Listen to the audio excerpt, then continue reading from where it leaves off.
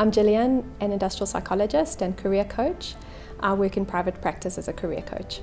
In South Africa, traditionally, career practitioners were psychologists or psychometrists that have experience in psychology and offering career advice. But when you look at the need in South Africa, it's not as accessible for everybody to be able to see a psychologist or a psychometrist. So we'll also find teachers or lay people offering career advice or career information. And there's a big need to have something in between.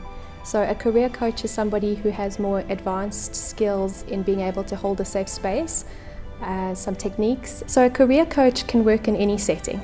What's nice about being a coach is that you are skilled to have the conversation.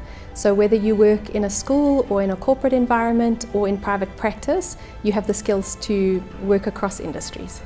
So in the designation of Career Information Officer, that individual would be responsible for providing information to individuals around careers.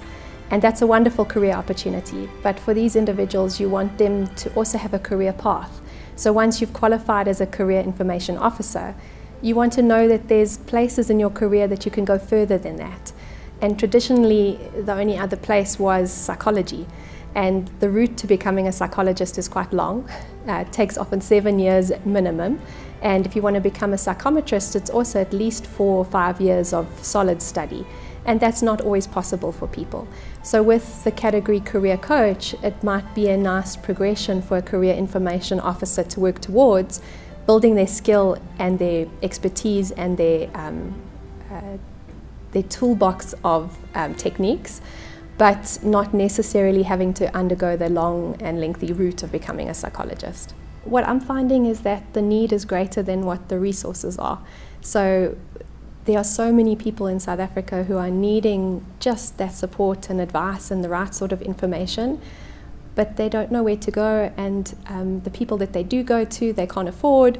So to be able to have resources that are more accessible and at various places in your community. So what I would like to see is having career coaches or career information officers, career educators, a whole bunch of trained and skilled practitioners that can offer different services at different levels. So at any point you turn in your community, you have someone who can support you in terms of your need and your specific career question. Yes, there'll always be a psychologist there who can deal with the more advanced, complicated or needs like assessments and things like that, but you really want to be able to have career information and career support more accessible. So to have a career coach in your community would be a wonderful resource, and for it to be something that is easy to become. You don't want to say that there's this new category career coach and it requires 15 years of experience and lengthy study and costly courses. You want to be able to make it accessible, and also you want to be able to regulate it in some way so that we have a certain standard, so that if you call yourself a career coach, you know that the standard of care that you're offering is a certain standard that is ethical and reliable and consistent. And to be able to have a category that is governed by SACTA would be wonderful, because we would be able to ensure the standard of education and the standard of experience, and make sure that if you see a career coach, you expect a certain level of care. So when you are providing career support as a career coach or a career information officer, even as a psychologist, the things that you need to consider, besides being able to offer an individual some ideas around career path, is around employability.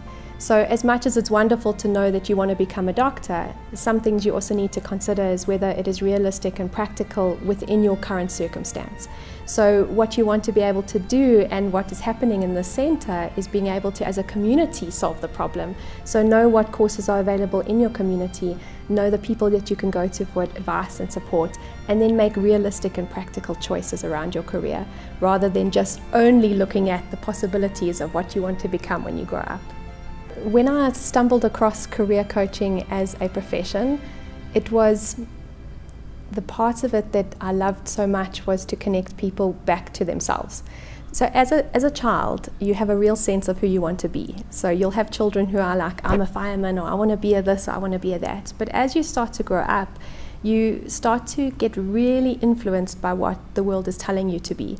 And the reason why I was drawn to career coaching or career support is that It's supporting individuals to connect back to who they really are, what they really want to do with their lives. So it's a wonderful profession if you really have that desire to help, to change the world, to make a difference, because it really is a place where you can see people start to recognize their authentic selves and start to listen to the wisdom that's inside of them.